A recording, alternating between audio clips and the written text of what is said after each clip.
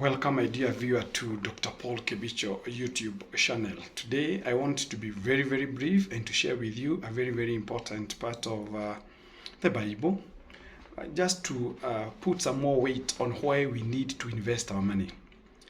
I'm actually drawing what we call the biblical perspective in terms of why people need to put their money. Because most of the times, we do give very flimsy grounds and we give all types of excuses why we can't save, why things are not working our way. And I thought it wise that I should share with you a few things. I'll not go into details. I'll only mention a few Bible verses. Then from there, I would expect you to take a bit of your time, kindly go through those particular Bible verses and get to see the importance basically of saving your money from a biblical point of view. Now, I will start by telling you that, and I have said it in the past, that saving is biblical. Saving is biblical and it is properly expounded on the book of Genesis chapter 41. And just to give you a highlight on this, I remember giving you this scenario where Pharaoh was shown a dream by God. And that particular dream was quite ridiculous in the sense that Pharaoh was shown 7 fat cows along the river Nile and 17 cows along the river Nile. And those 17 cows, they were eating the 7 fat cows. So number one, we must appreciate the fact that herbivores don't feast on other herbivores. It is carnivore versus herbivore. So that particular dream was symbolic in nature. It was actually a very symbolic dream. It was a very, not an ordinary dream for that matter. So this servant of God called the Pharaoh, he really wanted to know whether there was anybody in the entire land of Egypt who could interpret the dream for him. And I thank God that when people ignore what we tell them, God works in ways that we can't understand.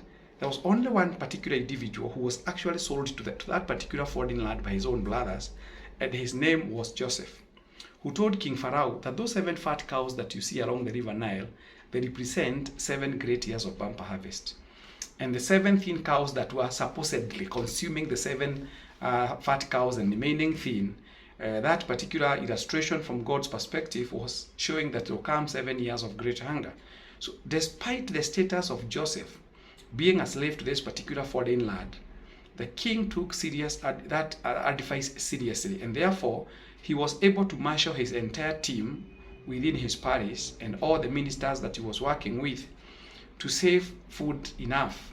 And the Bible is so specific. He was told to put a fifth of the harvest into the stores. And you know what?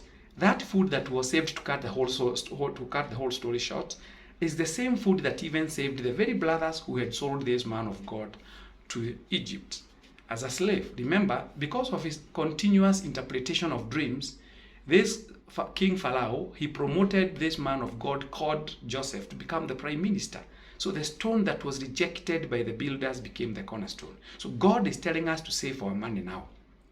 If you don't save your money now, you have yourself to blame. So again, I would like you to go and read during your free time, because the Bible advocates about savings. Proverbs chapter 6, verses 6 to 11. And the Bible says, "Wake up, you sluggard, and learn from a safari ant. What does it do? It collects its food during summertime, so that when winter comes, it has enough to consume." Allow me to expand this a little bit. When God is telling us to learn from a safari ant, first of all, look at the morphology, look at the body anatomy of this small miniature creature by the name termite or safari ant. Look at how many safari ants you can make you as an individual. Look at your brain capacity. In terms of comparison, you are like a Boeing vis-a-vis a Probox. So safari ant here is a Probox, your brain capacity is your Boeing. So look at how do we behave. So God is telling us to learn. And the Bible says, a little sleep, a little holding of the arms, and poverty will come striking you like a bandit. So God has given you that particular verse in the Bible, Proverbs 6 to 11. You can also read Proverbs 21 verses 5. It is scriptural to invest. It is scriptural to save your money. So again, you need to go and read that God honors people who save because they serve even others. During your free time, read the book of James, chapter 1, verses 16 to 17, and the book of Luke, chapter 12, 47 to 48. And the Bible tells us that proper stewardship will put you in a better position to help with important needs as they arise. And you can still get more information in the book of Ephesians chapter 4 verses 28 and Proverbs 3:27 and of course Proverbs 13:22. Now, the Bible is telling us that those people who continually change or who are not able to make decisions or who keep on changing, procrastinating, postponing the idea. And I've told you on several occasions that procrastination is one of the most terrible things that can happen to an individual because it is the dream's assassinator. Procrastination kills your dreams.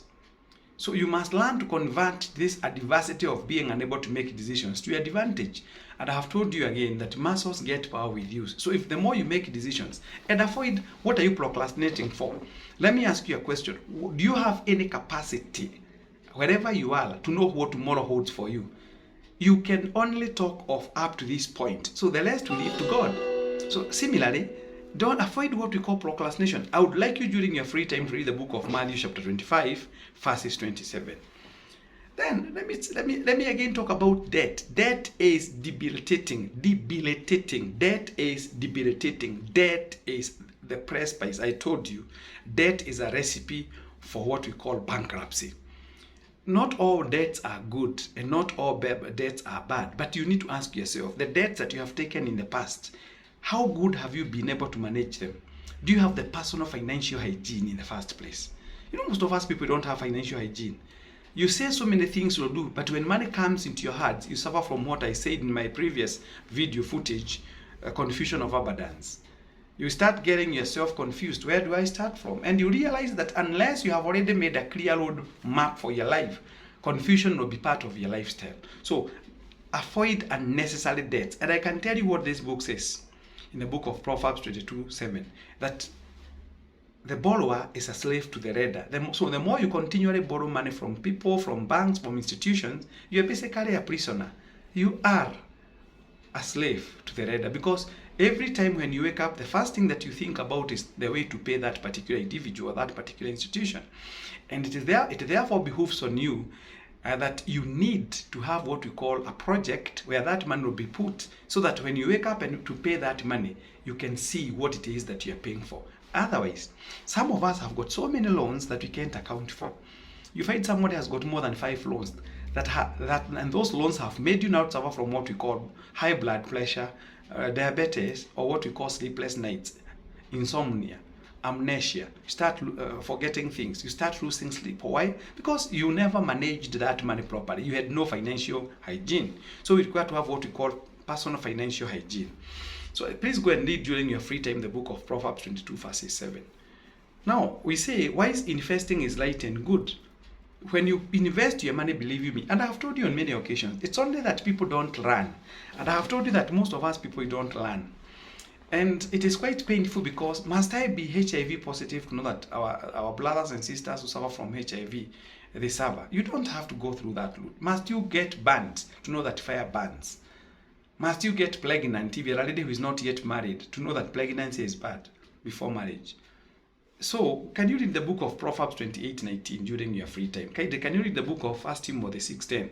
And can you read the book of Proverbs 31 verses 10 to 31 and Ecclesiastes 11:1-6? And then, when you make money finally, as I wind up my talk with you this evening, no, balance is key. Balance your life. If you make some money, enjoy. You only live once. So if you have money that can be able to meet your bills and that can be able to give you some room for putting some money aside for investment, and those investments are giving you returns, why don't you enjoy life? You only live once. So I'd like to mention this.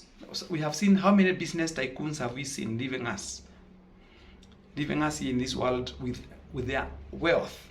A lot of wealth has been left behind by great men and women that we know of. I will not even mention them by their names. You know them. So in the book of Psalms 107 verses 8-9, you can get to see that balance. Have some time with your family. Have some time with yourself. Self-meditation. You can even do what we call yoga. Sometimes take a bit of time to reflect. Ask yourself. Of course, sometimes you need to ask yourself how you've been performing.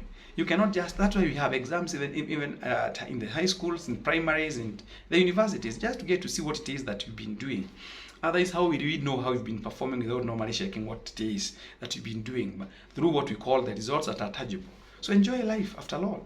This life is not permanent. So I would urge all of you to read those particular Bible verses I've told you on the need to save and to invest. You require to invest, you need to save. And because I've talked about this for a long period of time, I believe in the fullness of time, we'll do something about it. May God bless you. Shalom.